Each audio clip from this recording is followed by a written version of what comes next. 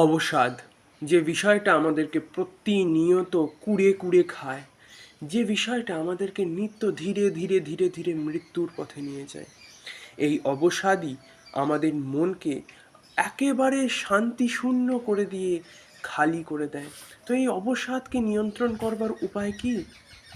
Depression বা অবসাদকে নিয়ন্ত্রণ করবার আগে আমাদের এটা বোঝা উচিত যে এই পৃথিবীর কোনো কিছুই স্থায়ী নয়।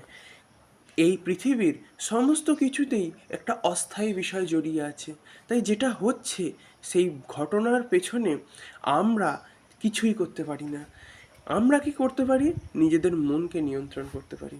এবং মনকে নিয়ন্ত্রণ করবার ক্ষেত্রে আমরা যেসব বিষয়ের উপর আসক্তি বা অ্যাটাচমেন্ট রেখেছি, বিচার করে দেখবেন সেই সব বিষয়কে নিয়েই আমরা ডিপ্রেশন বা অবসাদে ভুগি। আর এটাকেই নিয়ন্ত্রণ করতে হবে।